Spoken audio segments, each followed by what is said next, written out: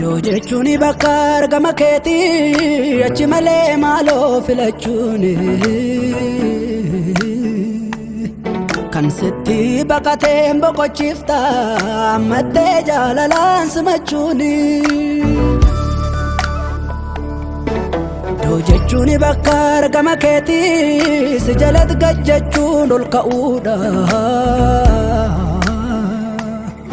Qabatanii somaa dhabanis jireenyis wajjin wal ta'uudha.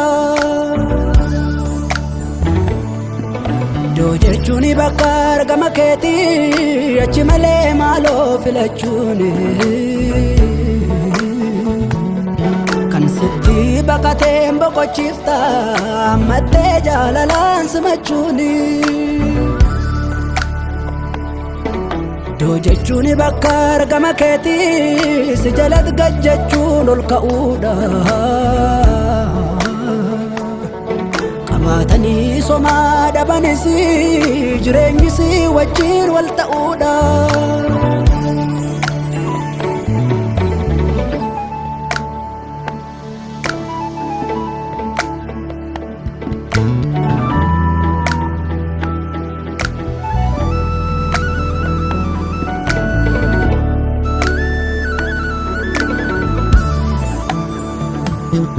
Aturamu mila ke jala wami chabiraraf lolani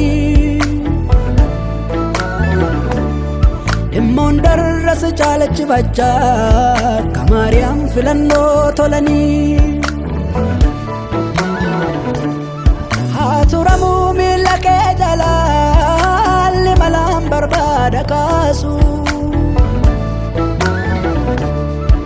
Sida Yesus ko burkan naga budin jirenya bela basu Aturamu mila ke jala miya kanan biyaf kajela Sinalaw jirenyi kan kabu si wajjin hundumtu kajela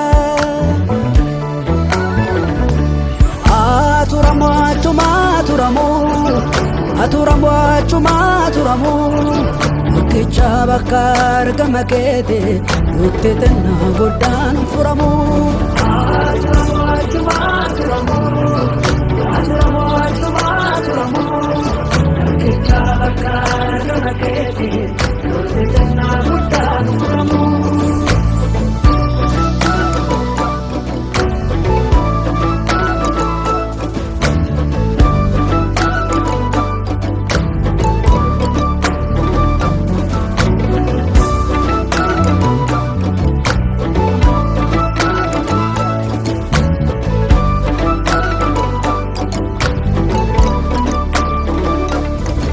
Aturamu mila ke jala garka mituri sun bakachu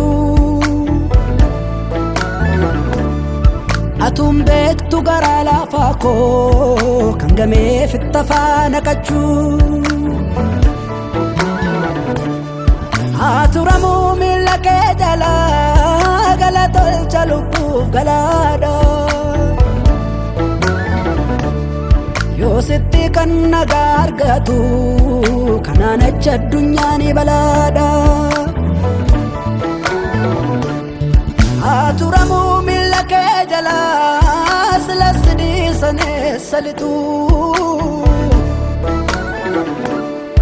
Barbadanu inargana kake yadumumna fumuri fitu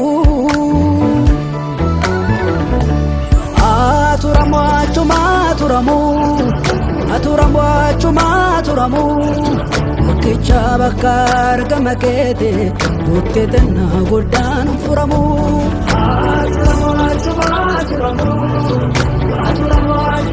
Aturamu Mukicha bakka argama keetii nutti tenna goddaan furamu.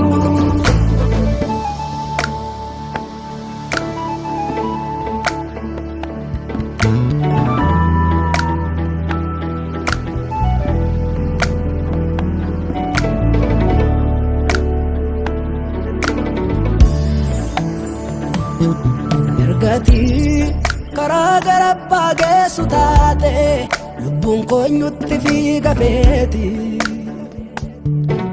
deemoniin sokkuu argama kee jalaa dawaan fayyuu koos dhiiga keeti durayyuu ofii qajeelummaa qabaadhe miti hamaan takka naa rafeefi kanan manaa ta'as gahuuni naaf obsuuf akkaraara keefi